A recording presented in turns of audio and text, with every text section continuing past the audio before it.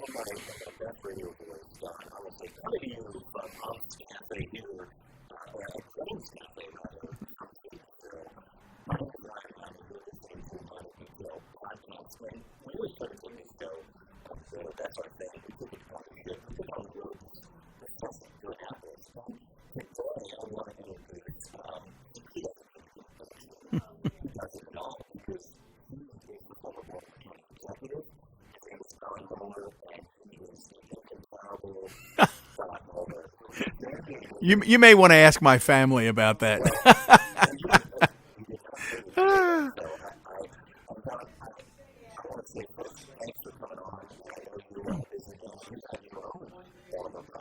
Baltimore Positive, yeah, absolutely. I hope got the minor detail, got Baltimore Positive, all kinds of good podcasts happening out there. I encourage, I say to folks all the time, Ryan, please go on and download these podcasts, subscribe to these podcasts. You really get a sense and a feel for the state of Maryland.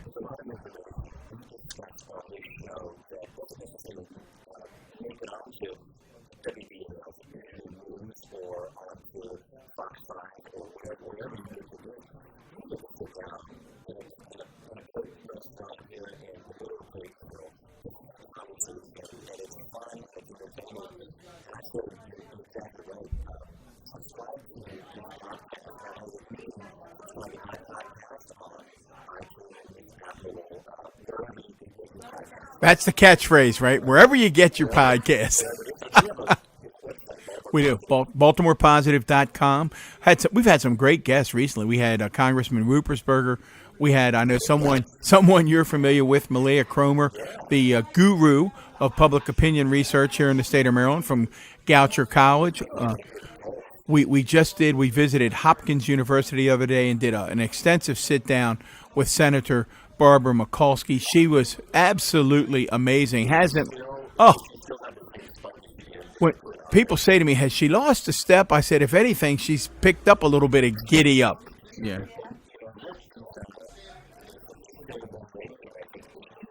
82, I think. But, I mean, run circles around the rest of us. And then today we interviewed Damian O'Doherty from KO Public Affairs, really trying to get a national perspective on cities. So I think you and I both share, it's really a love of government and public policy and trying to make a difference.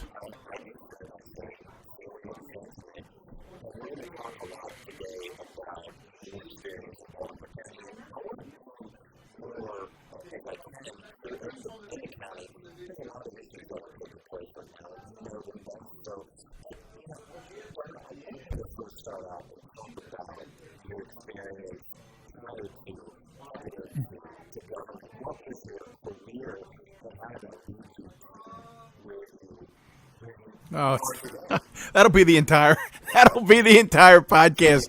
I always say it sounds like a guy who couldn't keep a job. It is interesting. I have this theory, Ryan, that who we become very often is shaped by childhood experiences. And as a young boy, I lived my mom was a single mom. I lived in a little apartment not far from here. And I was very fortunate at 8, 9 years old, whatever it was, that I had an uncle. My mother's brother moved into those same apartments, literally right around the corner. So I'd walk out my front door, walk over to his apartment. And he was a social studies teacher at Hereford High School. Any of you who had Mr. Scruggs for many, many years out there in North County, that was my uncle. And as a little boy, I would watch him plan lessons. I would watch him grade tests. He was being interested in politics was just in our DNA. I often say, all the way back to my grandparents' table, if you were going to go to that table at Sunday dinner, you better have an opinion. You better be able to defend your opinion, and you better have a pretty thick skin. So it seemed to me a logical extension as I went to college. I went to Western Maryland College, now McDaniel College, became a teacher, became a socialist. I taught in Baltimore County at Lansdowne High School. Some of you know Lansdowne has a little air conditioning issue from time to time, Mr. Controller. That's for you. But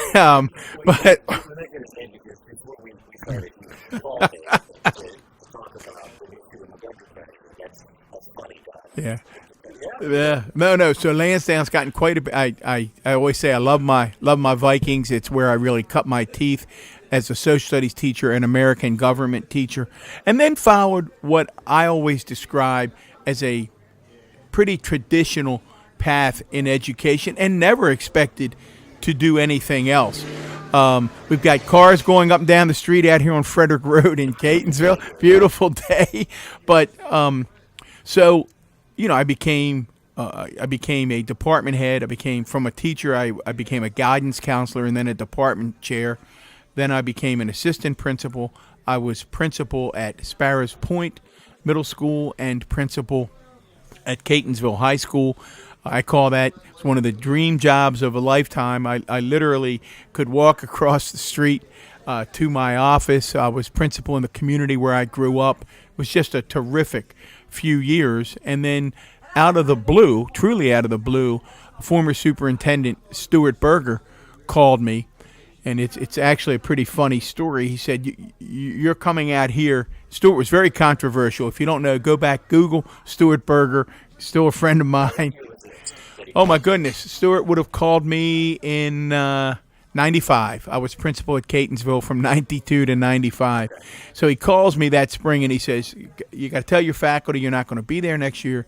You're coming out here. You're going to be the assistant superintendent of Baltimore County Public Schools for communications and community outreach. And I said, wow, I really like this job, Stuart. I'm in a community. I'm pretty comfortable here. I've never aspired to be a central office guy. Well, I really need you out here. So the funny now that I look back, not so funny then.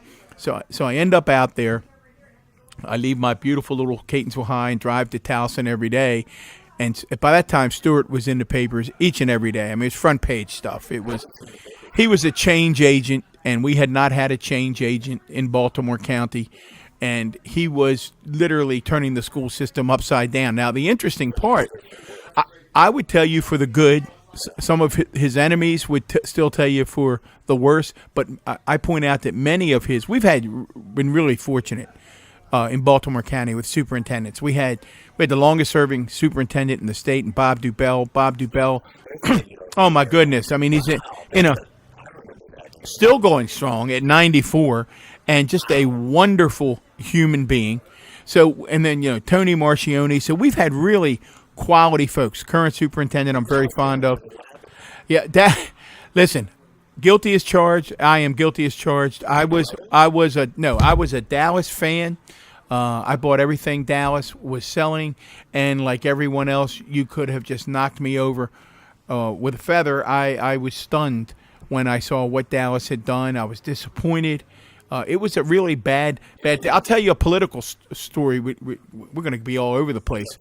But here's a political story related to Dallas Dance, and I know you like these. So when Dallas got in the trouble that he did, to show you the impact of behavior like that and how seriously people take schools, there were a number of political polls being done by folks who wanted to run for county executive, and as well as those who wanted to run for governor. There were. It was interesting. Prior to Dallas Dance becoming front page news for his indiscretions, the right direction number, in almost every poll that I had seen in Baltimore County was in the low 60s. A very strong right direction number, 61, 62, 63. Roughly a month later, that number had dipped down into the low 50s. It had affected the right direction number by almost 10 percentage points. That's almost impossible to do. I was talking to Malia about that in a short period of time. So it shows you that impact. So it was amazing when you talk about the Baltimore County Public Schools. So you jump back to Stuart, and I'll try to fast forward my career for you. So I get out there, and Stuart says, okay, the board is getting ready to fire me, and here's your main job. You have to keep me from getting fired. They like you. You keep me from getting fired. And I can remember laughing, thinking, I said, Stuart, I think you've done a lot of good things. You asked me, all-day kindergarten, breakfast programs, magnet schools. Stuart has pretty strong legacy, diversifying gifted and talented, way ahead of his time on a lot of these issues. But it was controversial at that time in Baltimore County.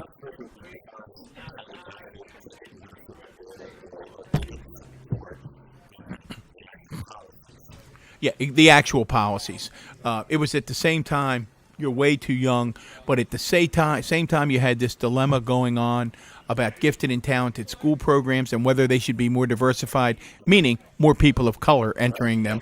At the same time, you had this nationwide issue that special education students were far too segregated, and Baltimore County had both of those populations. Stewart decided to take them on at the same time, and I can remember saying to him, Stewart, you might be able to get this change you're looking at with one of these groups, because they had huge lobbies. But if you're going to take on gifted and talented moms and dads and special education moms and dads at the same time, it might be a bridge too far. Sure enough, it was. He says to me, your job is to make sure I don't get fired. I laugh and I say, Stewart, I think you're doing great things. I'm supportive of what you're doing. I'm not sure the Lord himself could keep you from getting fired. And sure enough, a couple of weeks later, he's fired. I've lost my school, and I'm sitting in the central office with a board that's pretty contentious at that time. Now, it's a real credit to the gentleman who took his place, Tony Marchione, who's also a friend of mine, because I'm sure, matter of fact, I know, let's be more direct, that several of the board members who had moved to fire Stuart Berger at the time said, look, Mohler's his right-hand guy. Get him out of here. And Tony said to them, wait a minute. Don is a Baltimore County Public School guy. He was loyal to the superintendent. So in the same way that he's loyal to Stewart, he's going to be loyal to me, and that's what I need. And they listened, and luckily I was able to go on and continue a 30-year career in the Baltimore County Public Schools, ended up actually being an area superintendent, which means that you run an entire area of the school system. 25,000 or so students, roughly 35 or so schools. About 112,000. 25th largest in the nation. Third largest in the state. Correct. Montgomery. Correct.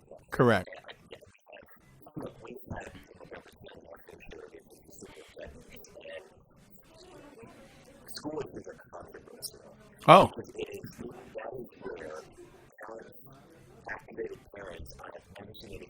Everyone has an opinion.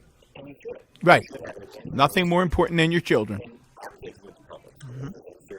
They did. So we go and show up, and my wife, when she was not afraid to make her opinion known, and now it's funding for clusters, education issues, and experience that. So how did you make it deep in Baltimore from So that is the question. And my wife, if she's listening to this, she's just shaking. She's shaking her head. Here's how that happened. So I'm out after 30 years in the school system. I have some opportunities to go out, work in the private sector, working as a consultant for some different companies, and a little bit of money. And then I get a call. People assumed that Jim Smith and I knew each other because we came very close. We're very close to this day. They assumed we were good friends for years. We really did not know each other in 2003. Right. Yeah. Former Baltimore County executive, former Maryland State Cabinet Secretary of Transportation, former circuit court judge, a historic career, and just a wonderful person. But we did not know one another very well at all. And I got a call, I had mentioned before, former school superintendent Marchione, Dr. Marchione, had actually moved over to the county side to become the county administrative officer for County Executive Smith. And for those who are saying, what's a county administrative officer? If you're in a city, it's like the deputy mayor. So he was running the day-to-day operations. And in 2003, Mr. Smith was looking to make some changes to his team, particularly in the area of communication. So I got this call, and it said, Don, we would like you to come over. County executive would like to talk to you about going back to work full-time, being his communications director. Well, I had gotten used to not working regular hours or 70 or 80 hours a week, which I knew those jobs entailed. I talked about it with my wife, and I've been a school principal for a long time, an area superintendent. She ate a lot of dinners by herself. And I said to her, county executive would like to talk to me. and she was real honest, and she said, I really would rather you not do that. I like the schedule you have now, and I would prefer you keep doing it. And I said, well, okay, that's fair. You've made a lot of sacrifices. So the next morning, she was a French teacher at Catonsville High School, and I was getting ready to go out for the interview where I was going to tell them that I wasn't going to take the job. This is in 2003, and I hear the door open. I go out to the car, and then I heard her come back in, and she walked back in, and she said, don't be ridiculous. Take the job. If you don't take the job, you're going to be irritated at yourself, and then you're going to be mad at me. Take the job. And she always laughs. She goes, little did I know that I was talking about 16 years. So literally, it really was an accident. I go out. I talk to Jim. We hit it off right from Jump Street. We just hit it off immediately, became good friends. And then going all the way up to my relationship with Kevin Kamenetz, because Kevin was on the council. Kevin was a strong personality, as everyone knows. He and Jim did not always see eye to eye. They had respect for one another. They were able to get things done, but they did not always see eye to eye. But I knew Kevin, and I knew Kevin from my school experience as a councilman, because I'd have to deal with them on budgets and other things. So Kevin and I had a relationship, and then part of my role for Jim Smith was to be his liaison to county council members, and that was a job that I really did enjoy, because again, I had respect for the council members. We had known one another. Well, she actually sold it, and it's, as I said, it's a credit to her. As I said, she walked back in the house and said, don't be ridiculous. Take the job. We're used to this lifestyle anyway. We're used to you working 50, 60, 70 hours a day. I think looking back, when I look, Ryan, and I always say it's funny, you mentioned you have children, or when I give any young people or students advice, I said, boy, don't ever think of a career. Look at yourself. Don't ever think of a career as a straight line. It is not linear. And if you had ever told me, if you'd have told me 14 or 15 months ago, well, you're going to end your career as Baltimore County executive, I would have thought, what are you talking about? Because my friend Kevin Kamenetz was still alive, running hard for governor. It just wouldn't have computed. And if I probably would tell you that I thought I would be with Jim Smith 2 or 3 years just to help them get things settled out there. And I look back and think, 16 years, that's unbelievable.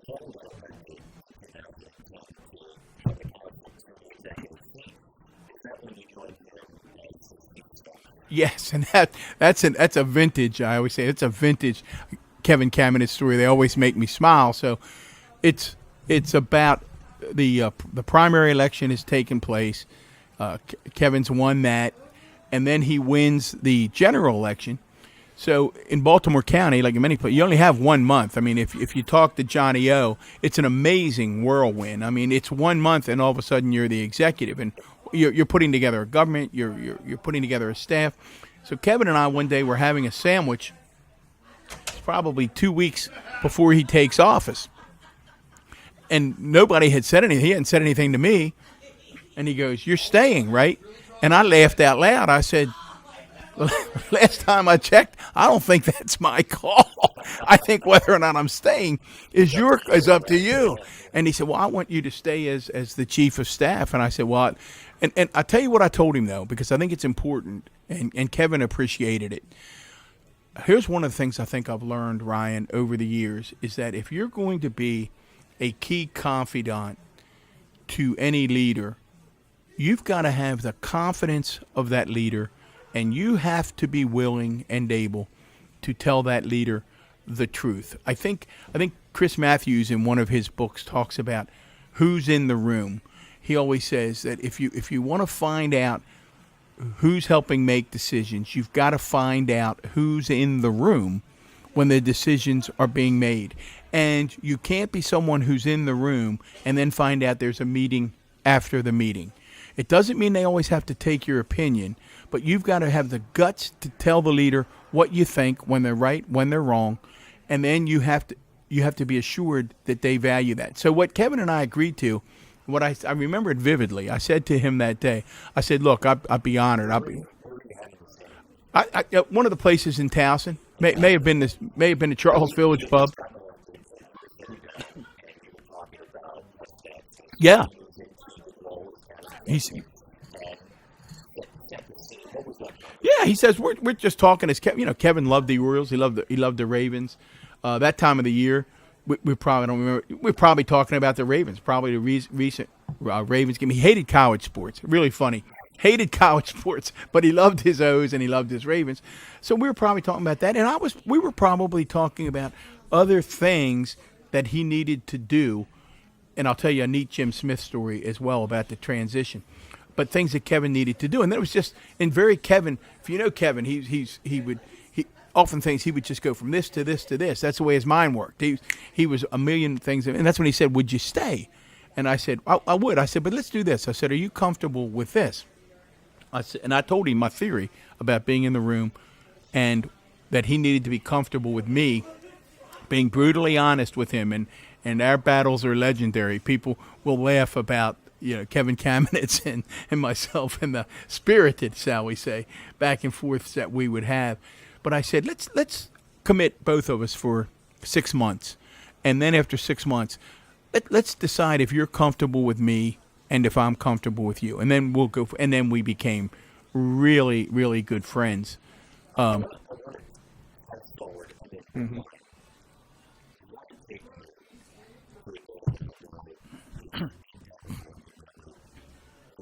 Oh,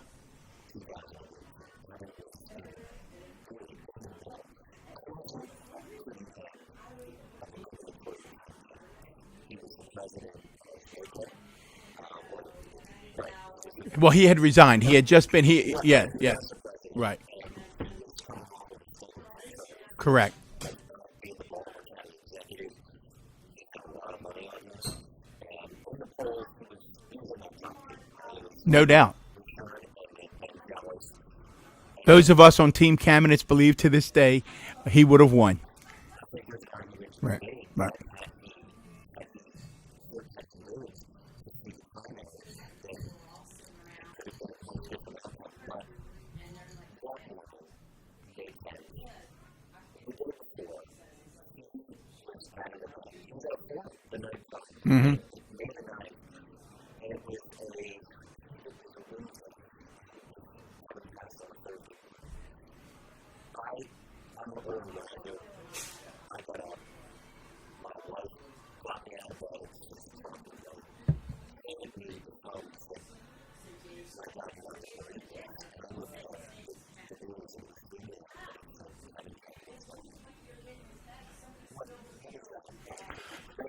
Sure. It You captured it, Ryan, when you say I will never forget it. My wife will never forget it because we experienced it together. The how old are your children?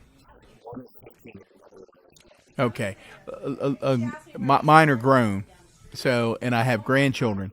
So the phone rings at 2 in the morning, and my immediate thought is you're almost terrified, as you know, as a mom, as a dad. And I'm thinking, as I'm walking to the phone, it probably took me 1.5 seconds, probably felt like 15 minutes.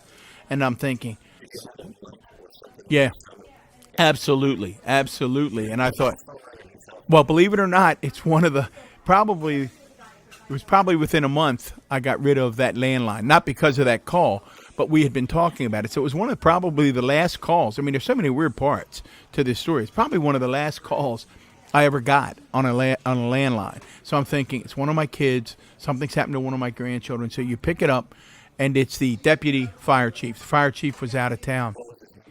Paul Lurz. Paul Lurz, Lurz. And Paul says, in an extremely serious tone, he goes, Don, it's probably 2 in the morning. He goes, I hate to call you. I hate to get you up. I've got bad news. The county executive is in cardiac arrest. It doesn't look good. I think you need to get to St. Joseph's Hospital right away. That was literally the extent of the conversation. I did say to him, I do remember, because at that point you're a blur, and I said, Paul, tell me again, cardiac arrest. We all know what cardiac arrest is, but I remember saying to him, tell me what you mean when you say the county executive is in cardiac arrest and it doesn't look good. He said, Don, the county executive's not breathing. I said, okay. So I hung up, don't even remember getting dressed, rushed to St. Joseph's Hospital, which is in Towson, I grabbed a pair of khakis, a golf shirt, and a pullover.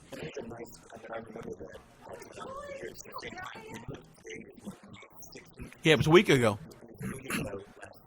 Yep. Same kind of day. So jump in the car. I probably made it. Those folks who listen to you know this area. On a good day without traffic, you can make it from Catonsville to Towson in 20 to 25 minutes. Normally it might take 30 to 40. I probably made it in 15. 2 in the morning, there's nobody on the road. And as that part, I have to tell you, is a blur. I've been asked that before, and I don't know. She did not. She asked me if I wanted her to, and I said no. Just stay there. And I did not. The phone calls come later. We'll talk about that because it's a critical component to what happened. So, as I pull in the parking lot to the emergency room, I know right away it's not good because not only is the assistant chief standing out there, but several other folks. He meets me at the car, and he says 2 words. He goes, "He's gone. Don, I need to let you know he's gone." And numb. You don't. I can't. Again, I can't. It's hard to recall the exact emotion, but I just know at that moment your mind begins to think, okay, and I said to him, I remember saying, is Jill in there? And he said, yeah, Jill's in there with Kevin's brother. And I said, okay, so let's go in. And so I go in, and what happens in there is personal, and I don't want to share it. But Jill, you can imagine what Jill was thinking. She's got her boys home in bed who were expecting their dad to wake them up tomorrow morning because that was the routine. As people know by now, Kevin never missed taking his boys to school. So she's got to gather herself and with Kevin's brother, go back to the house, wake the boys up, and share this horrific news. And then at that point, what really happens, Ryan, is you go on autopilot. You say, okay, what do we, right, you begin to make this to-do list. So immediately I called Elise Armacost, who was invaluable. She was the communications director for public safety at that time. I said, Elise, this is 3 o'clock in the morning. I said, Elise, would you meet me? Yeah, she picked up. She had been alerted by her folks, by fire. And I said, would you meet me in my office? Let's begin to work through this. Went back to my office, which is pretty much around the corner from St. Joe's in Towson. And then I've used this little device throughout my career in terms of communication, and that is, I always tell folks, and I mean physically make a list, and I had that list, who cares?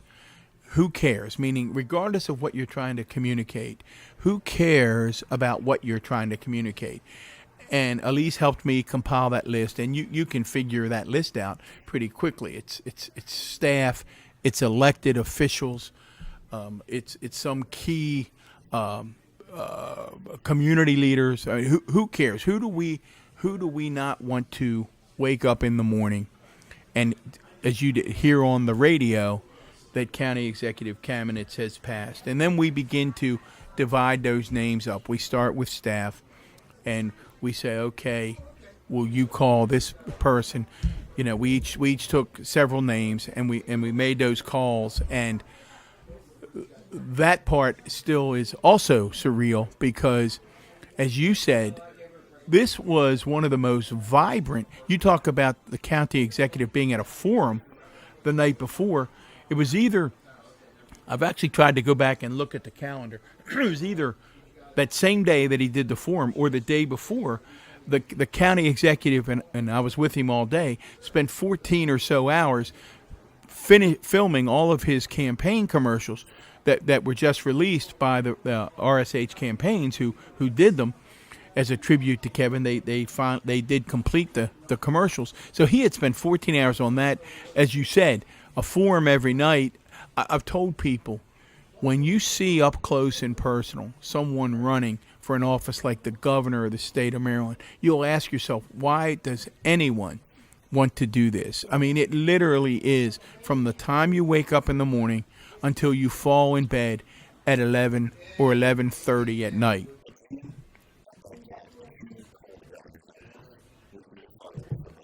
Yes, yes.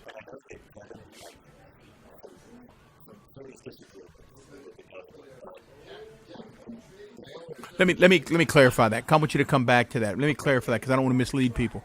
That goes back to who cares. What I did was ask our director of government relations to call the key state officials, as I kept working on the staff. So I was able to direct one of my staff to make those contacts. Yes, with the congressionals and the governor.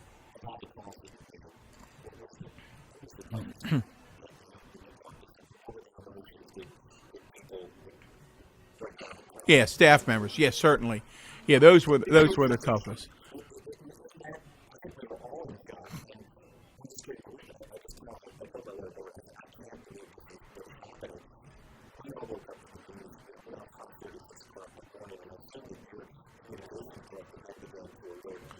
Well, that's an interesting story, Ryan, how that plays out as well. Here was the plan, and the plan doesn't go as planned. It never does, right? So we're saying, okay, let's treat this. Let's have a press conference at the public safety building at 10 a.m. We'll have the folks from the hospital there. They can talk about the medical issues. We'll address Baltimore County transition issues, the things that people would expect to hear. Well, I want to say by quarter to five, all of a sudden, I'm getting text messages. I remember one very specifically was from Dan Rodricks, and Dan and Kevin had developed a really nice relationship. They love,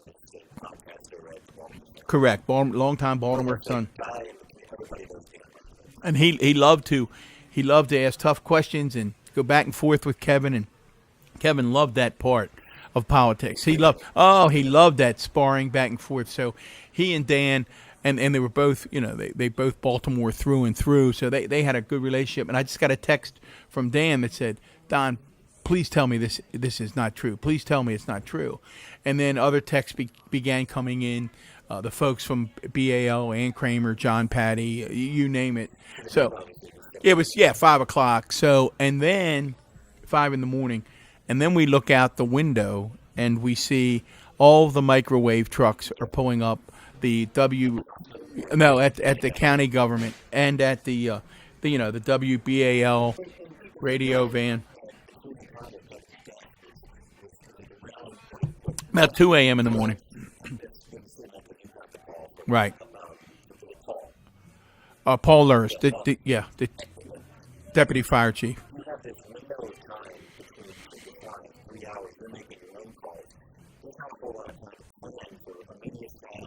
No.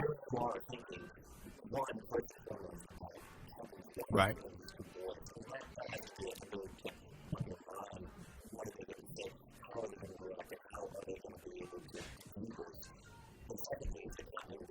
Right.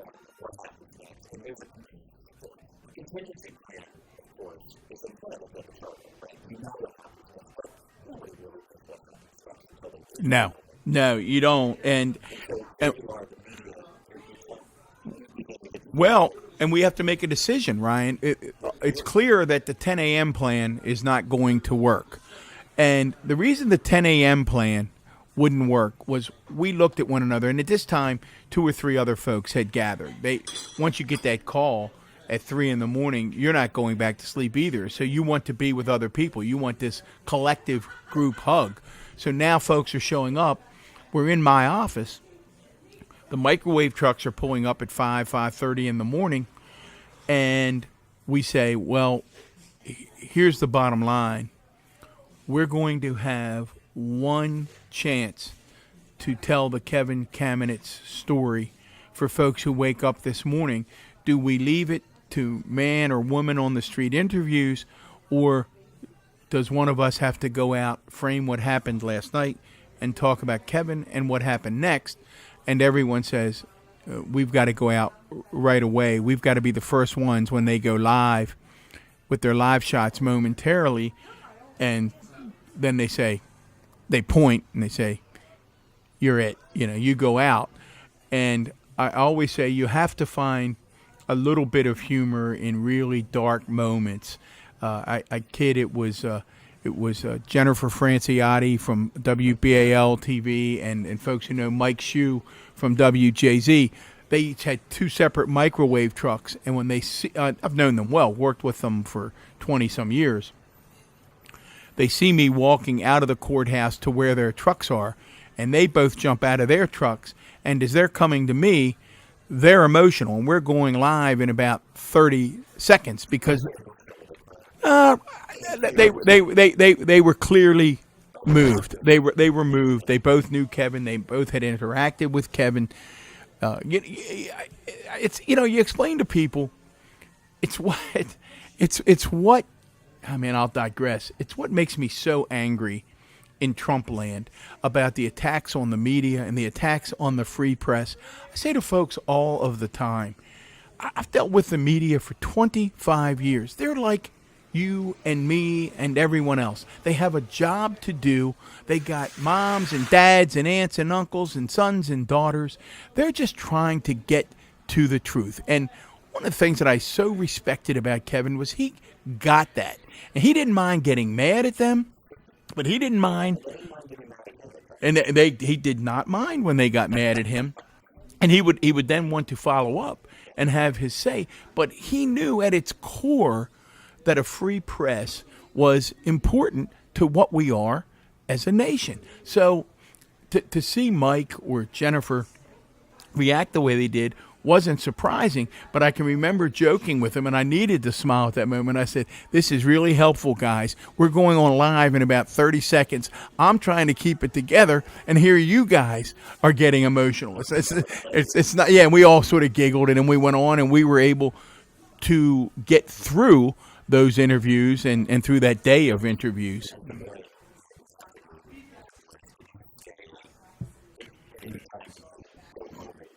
No, I probably smelled terrible. I didn't shave. Somebody said to me, I have only your close friends will tell you this stuff right now. Man, you didn't look good. I said I would think that I didn't.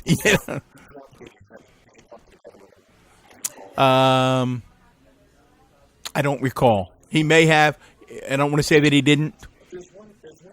He certainly did. Let me on behalf of the governor.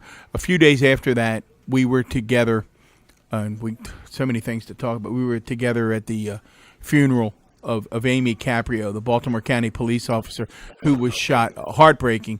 And the governor pulled me aside at that funeral and let me know how sorry both he was and his family was, and how their thoughts and prayers were with Jill and the boys. So the governor was very, very kind at that time.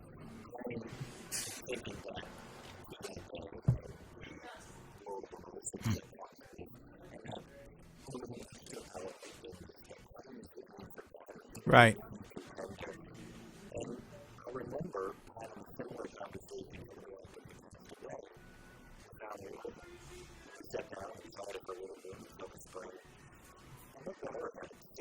Oh, she had no time to make a decision. Right.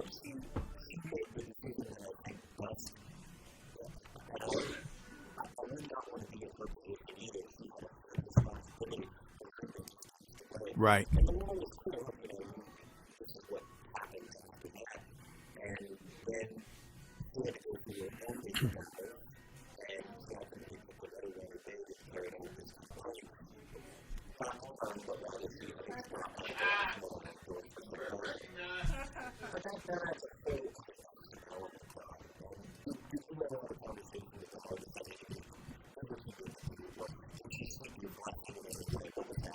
Yeah, Valerie and I developed a very good relationship during the campaign. We had very similar ideas on a number of policy issues. Our personalities clicked, and we got along quite well. We did talk once or twice. I don't even recall the nature. I do remember one thing I said to her, and she totally understood. I said to her, and I appreciate her understanding. I said, Val, you got a tough, what you just said, tough decision to make. You need to know I don't have this campaign in me. I'm cooked. I've just lost a friend. I've lost a colleague. I can't imagine jumping back in personally to this gubernatorial campaign. And she totally understood, and I was appreciative of that. What I'm struck by, Ryan, and people will remember was a couple of lessons. One, Jill Kamenetz and the way she handled and the way her boys handled this tragedy was remarkable. You were at the funeral. Well, then, sure, very well. Woodlawn High School graduate. I have to do a little promotion there.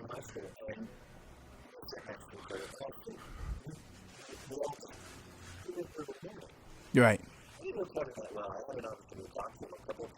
He never missed your stuff, as you know. He loved the minor detail. Yeah. He would say, "Did you read that?" I said, No, I haven't read it yet. You need to read it. No doubt.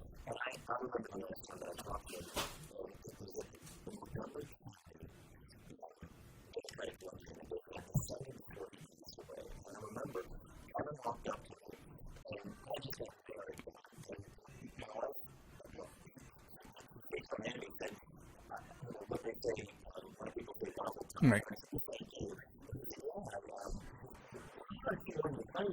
Right. Yeah.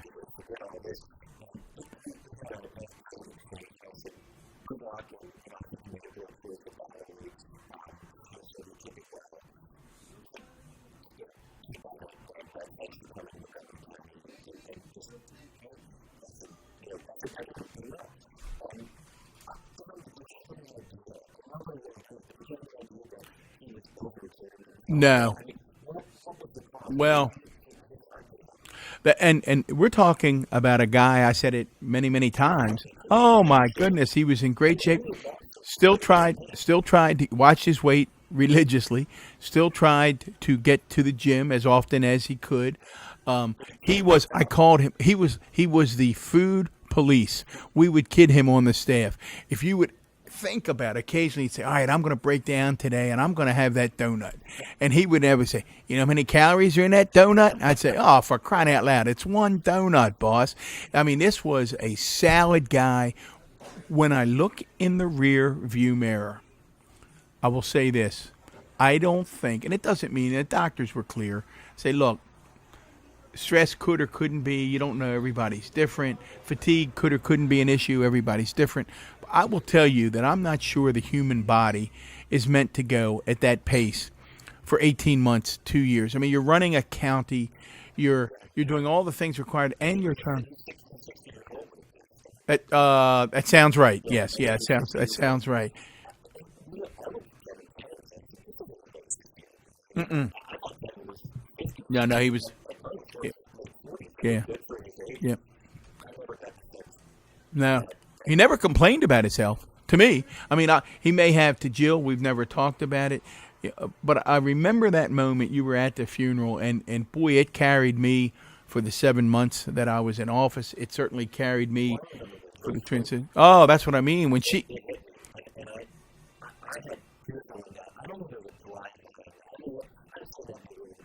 No, not much. Right.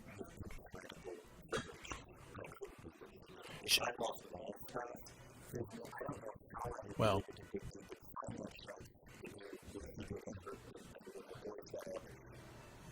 it was remarkable.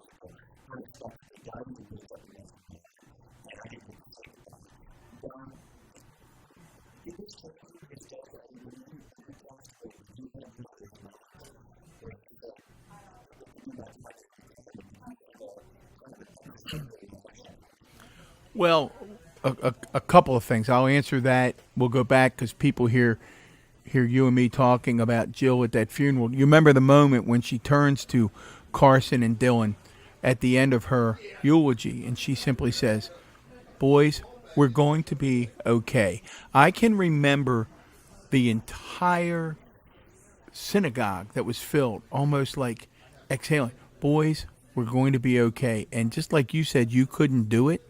My wife, I think at that moment, turns to me in the synagogue and she goes, "Just in case you're wondering, I could never do what Jill just did." And I think so many of us had that reaction because it was so caring and so heartfelt. And that carried me that we're going to be okay. You ask about how did it affect me and the others on his team? I think, without being overly dramatic, I think it does make you recalculate what's important. And what I mean by that is, and it's a real challenge, not only for folks in public life, but for everybody who's trying to keep up in this rat race. I've always liked to think that if I have to put something on the calendar and I have a conflict at night between event A and event B, I always like to think that I would evaluate it and say, should I go in the middle of the night and I look back, which of these two events do I really think I should have attended? I should have gone to. So I've got, my son's got a basketball game tonight, and that's important, and he's starting for the first time versus some community meeting. Well, if I'm not here tomorrow, what do I want to do? Well, I want to go to my son's basketball game. So I think without being over melodramatic, I guess is the word, I think the message to all of us and to everyone is that, John Harbaugh always talks about faith and family. And I think that's right. I mean, I think it's you just again reprioritize, and we not jokingly we'd say, let's just go hug our loved ones, hug your kids. You have 2 children, and let's just always try to remember that life is short, unpredictable, and try to make sure when we go to bed tonight we feel good about today. I did. It was, and laughed together.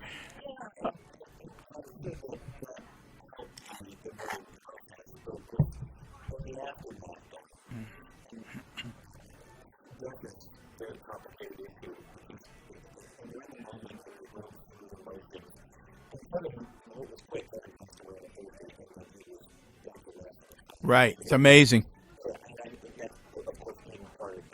Hmm.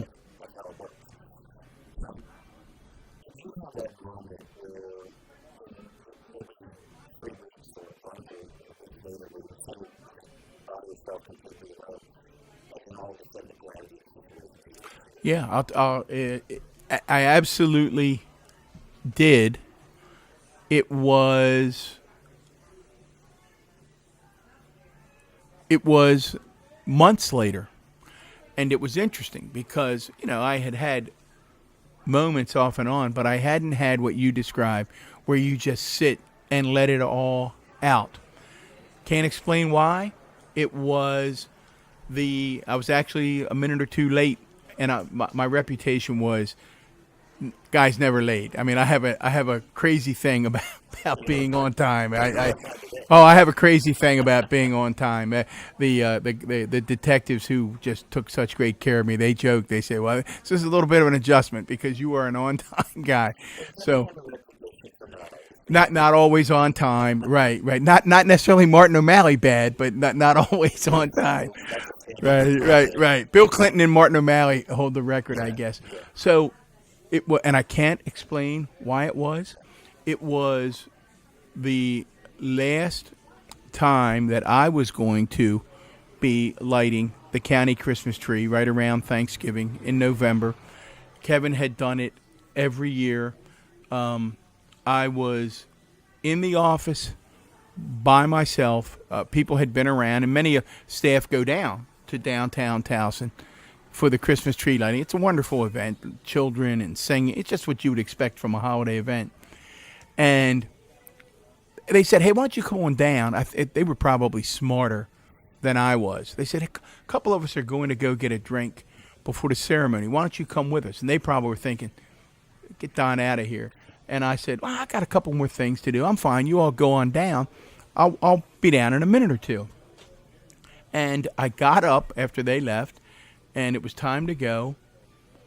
And I had a picture of Kevin and me on my desk, and I lost it. And it's funny. I have no idea what it was about that event, because I'd been to other events that Kevin had attended, or maybe it was the fact that I too was leaving. It was the end, so that our era together, because literally it was probably another week and Johnny was going to be inaugurated. So it may have been just the culmination. I would never have predicted it, but it's an interesting question. And I can remember getting home that night and telling my wife, I said, I got to tell you what happened. I said it was, and her comment, as wives would do, or husbands would do back, she said, I'm glad. She said, I've been worried that you hadn't done that, so I'm glad you did. That was my moment.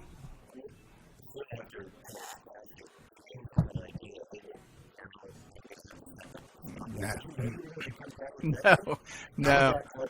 This is actually this is interesting as well. No, I did not. I'd explained the process that in Baltimore County, upon the passing of a county executive, the charter very clearly outlines that the county administrative officer becomes interim county executive until the county council acts, and the county council picks the successor to complete the term. No, well, I'm not the administrative officer. So the interim did not. That was a gentleman by the name of Fred Homan. I was the chief of staff. Fred was the administrative officer. So the administrative officer becomes the interim county executive until the council takes action.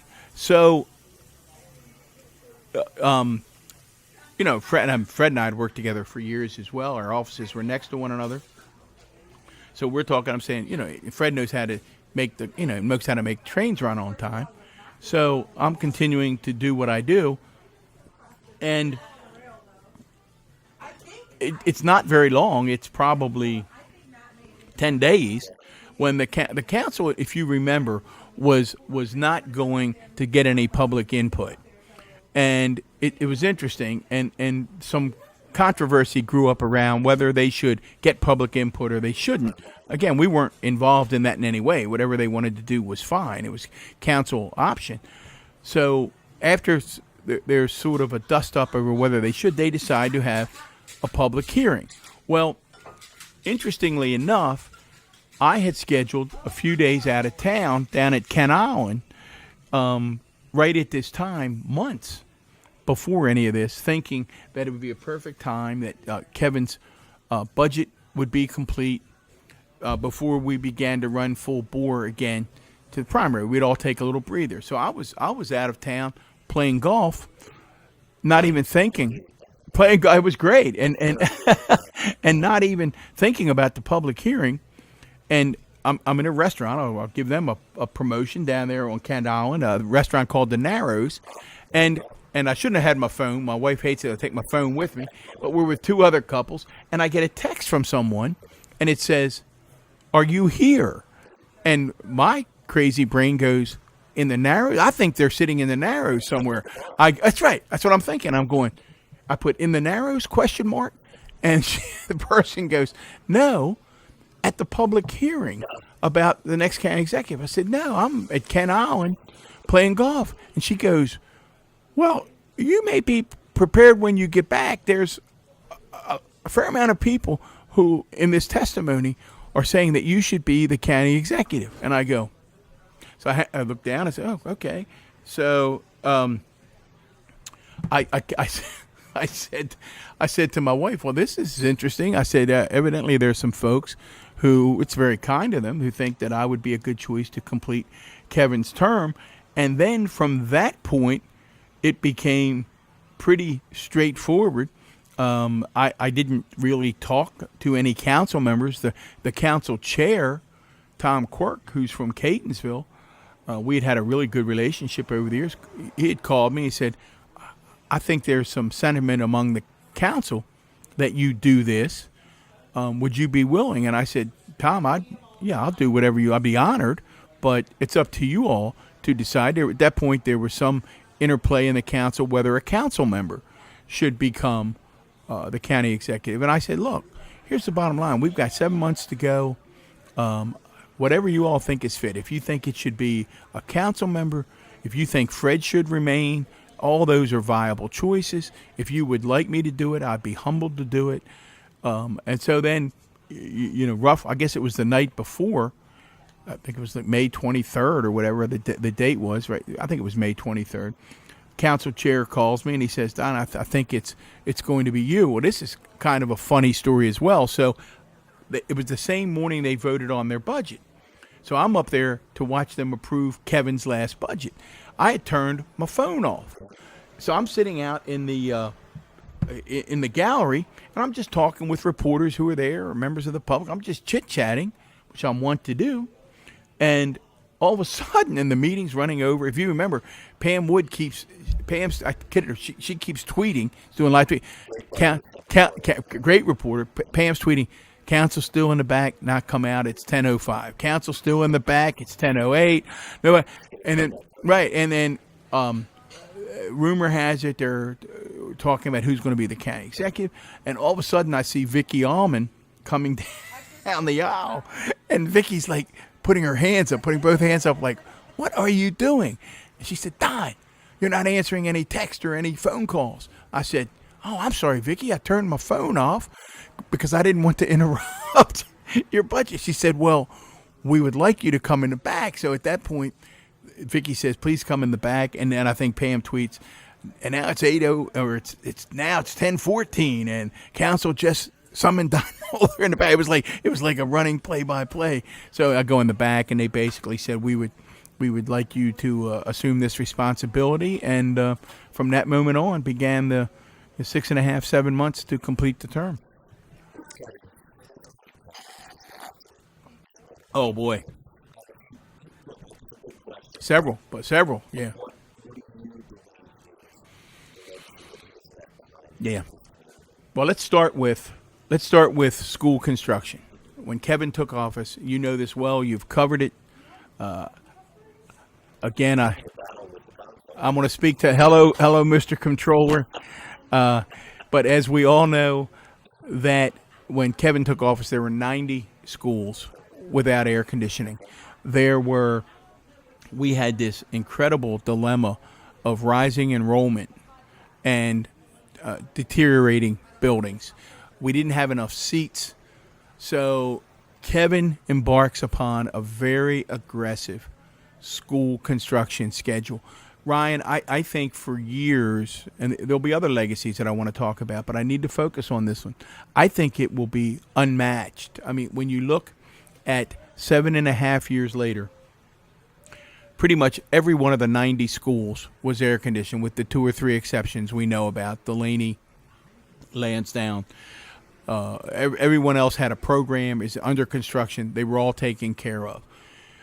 Kevin funded or built 16 brand new schools, 12 brand new additions. It's a $1.6 billion Schools for Our Future program. Now, the reality of that, since we forward funded a lot of the state's money, and that money has not yet been coming back, and of course we know the battle, you covered it, for increasing school construction aid in the legislature, that bill is now coming due.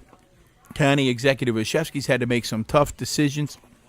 I think we knew that bill was going to come due. I think so. I think Johnny's done didn't support anybody in the primary. Couldn't do that, but then supported him aggressively in the general. I think the key thing there was generational change. I think there are a number of ways to look at that race. But listen, I say up front to folks, and I chaired Johnny's budget commission. He asked me to chair it as soon as he was elected. I think if Kevin Kamenetz were sitting here, he'd say, "Look, we left Johnny a bit of a financial mess, and we would do it again because those kids were in untenable situations."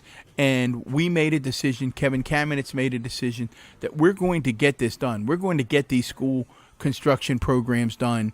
And I recognize that my successor is going to have to figure it out.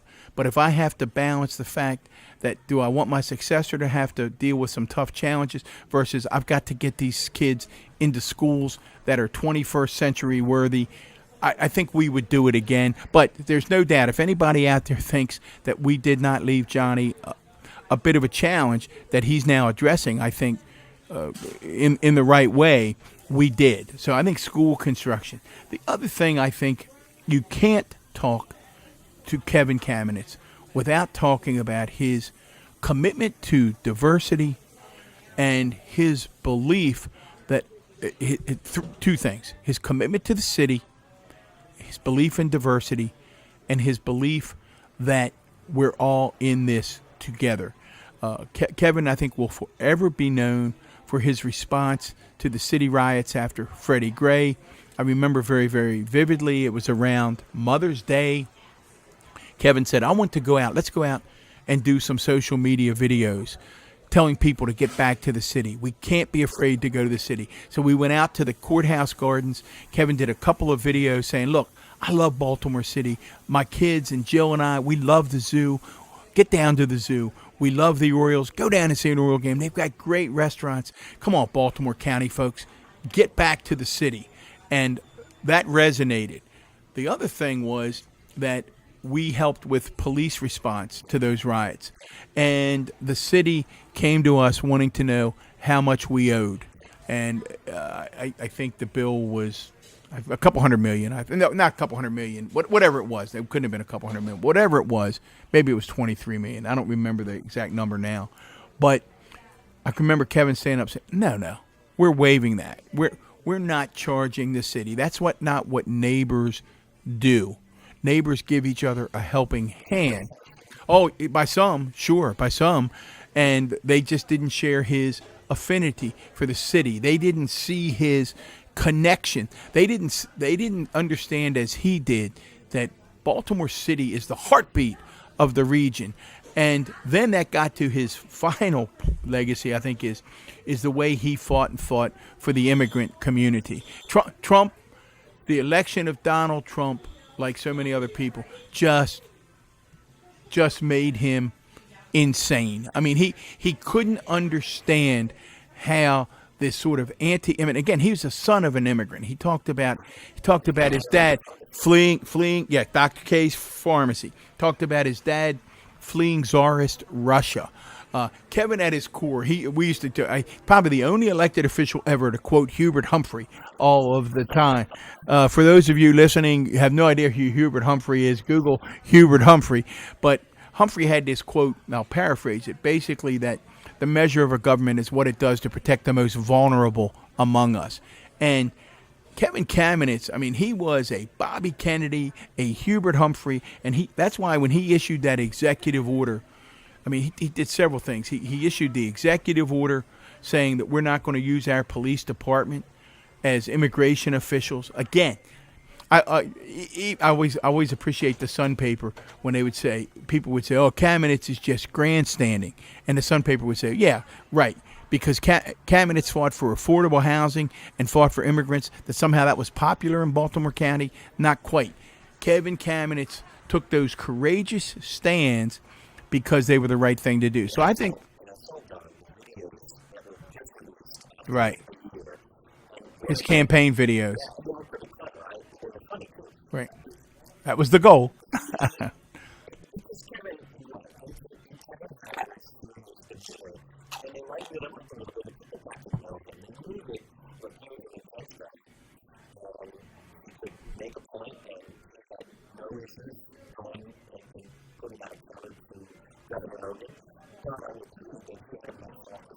Oh, no doubt.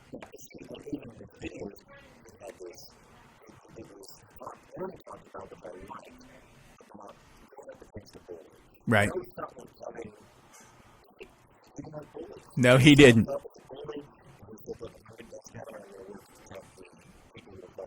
Right. Right. Who came in and did a fundraiser for the county executive. Right.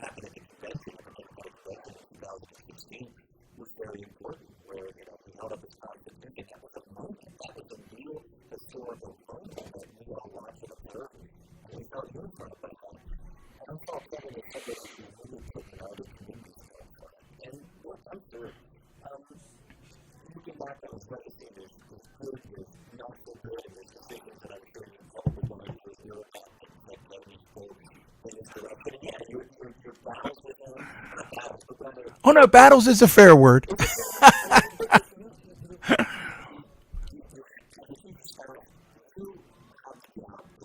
I'll- well, let me tell you, because this will get to you. This is one of my favorite Kevin stories, and I think it speaks to what he liked and what he didn't like. I used to joke Kevin could be really abrupt with people, and occasionally he would talk about how he right. Oh my goodness, Mays Chapel. Yeah. Oh, it would have been the highlight of the game. You know, the bottom line is here's what happened. That's a good question. I think he would have preferred. I need to tell you that about 30 seconds before that, as we're walking up, I'm saying to him, "Okay, boss, there's a lot of people here screaming and shouting. They don't want this school." And it was a silly argument. We're putting a brand new state-of-the-art school on land that's owned by the Board of Education for a school. It was the whole thing was silly. So that right away, he never liked silly or stupid. So the whole thing didn't make any sense to him. But then what really pushed his buttons, they had little children there who were going to go to that school. And these people started to shout down those kids. And that's when I knew, because he said, "I've got this. I've been through this a lot." And I could see his body language. And I thought, uh-oh, he's thinking of his own kids. And that's what happened. But, you know, the thing about Kevin, he never kept a grudge. One of his aides one time, one of his long-term aides, was talking to a council person who was offended by something Kevin said.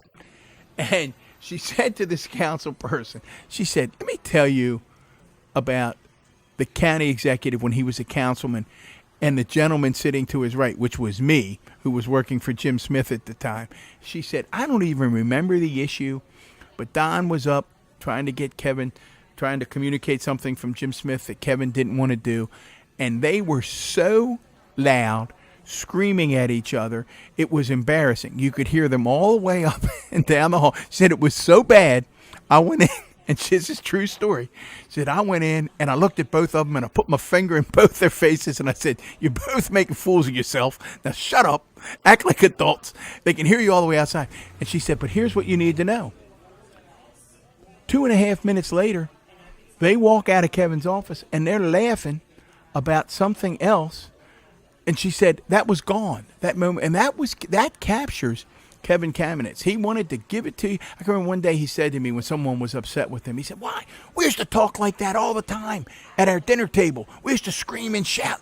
Doesn't everybody?" And I'd say to him, "No, that's not the way everybody." So for him, he was always like, "Doesn't everybody talk like that at the dinner table?" But that's what made him so endearing. I mean, and he just cared so much. I mean, he really did. And I mean, not only about the government. God, you talk about a guy that loved his wife and cared, and those boys. I mean, my goodness, he cared so much about those boys. So I think he has this great legacy both on the public side and on the personal side. You know, he was a great dad, and he just left us far too soon.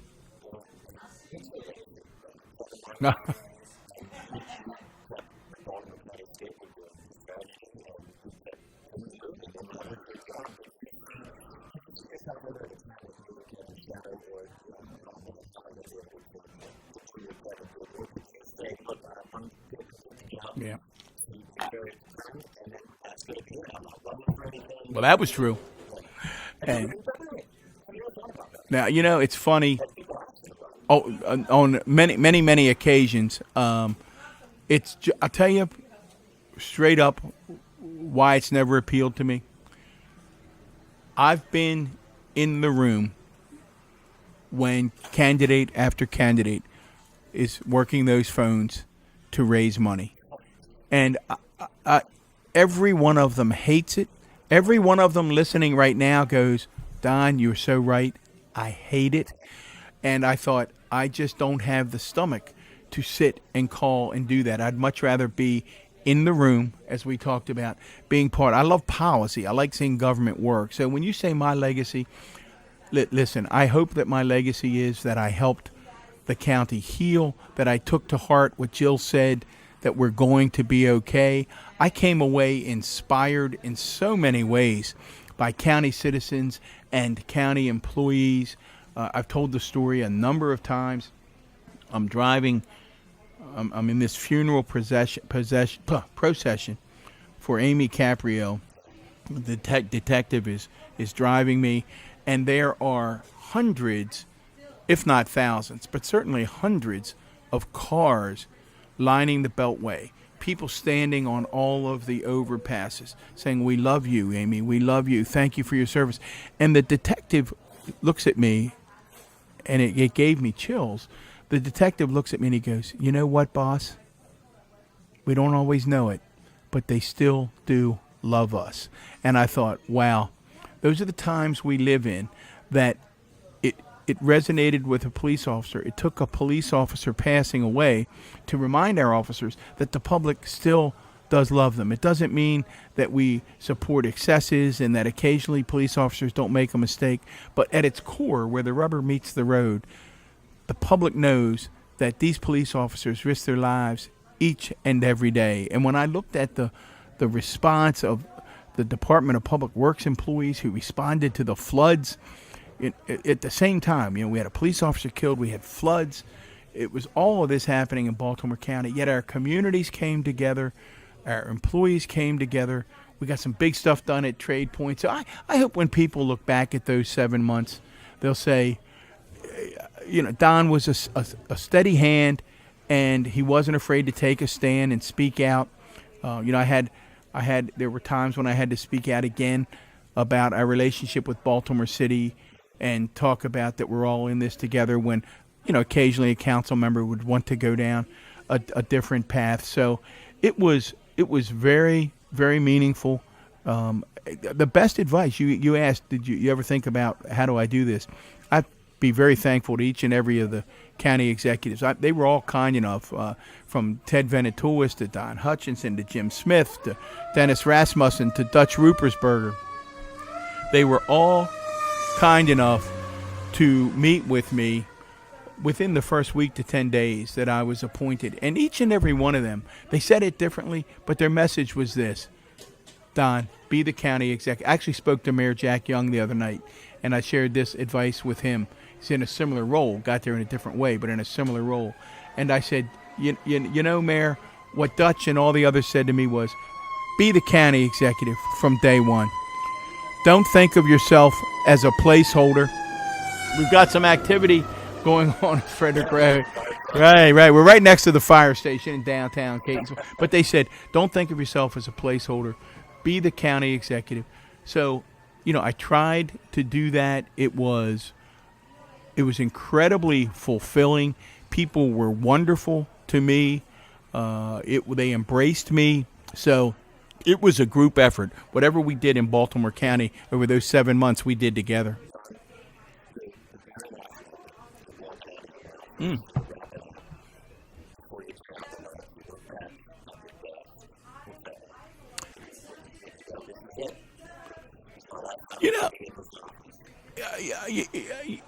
That's a wonderful question. I've thought about it a lot.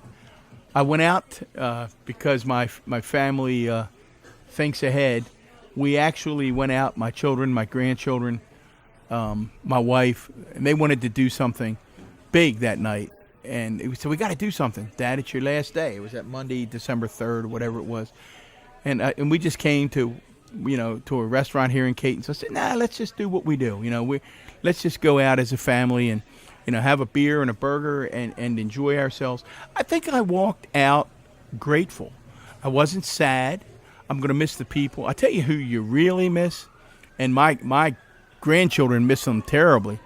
You miss the detectives that are with you each and every day. These are such great people, and they become part of your family. They really become part of your family. And as I said, your family gets to know them. Your grandchildren get to know them. They call Mr. Paul, Mr. Bobby. I mean, they just love them. And it was a great team. So you miss the people. But I walked out sad for my friend Kevin Kamenetz.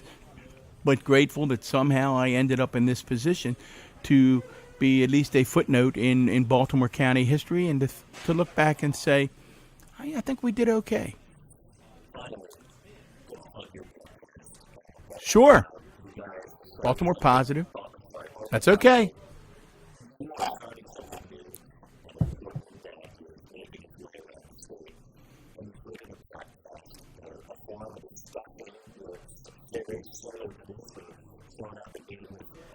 Right. Yeah. And what I'm already seeing themes develop.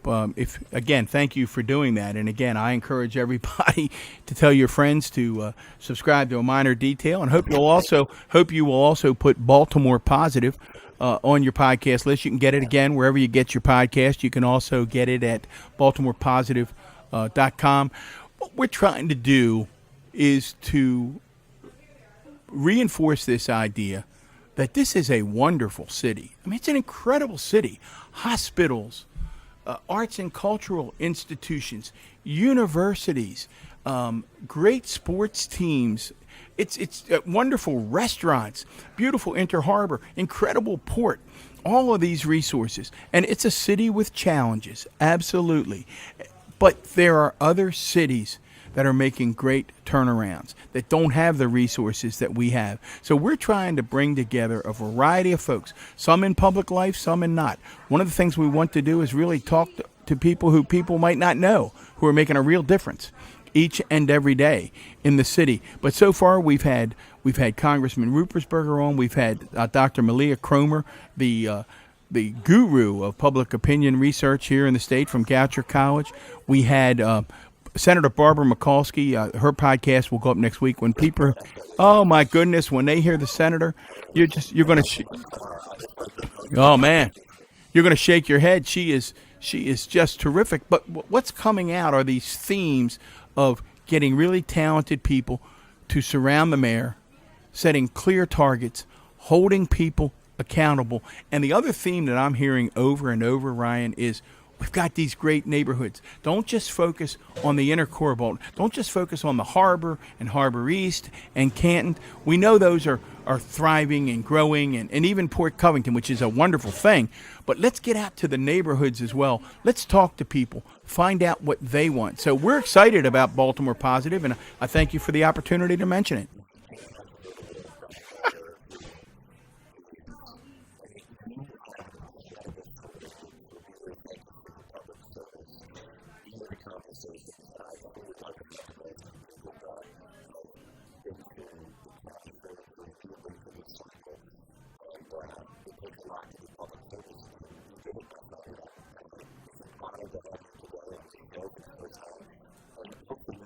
Oh, I'd love to. It's amazing.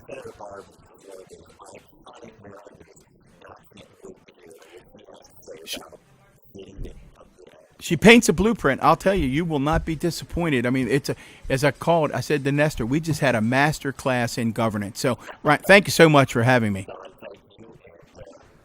Thank you.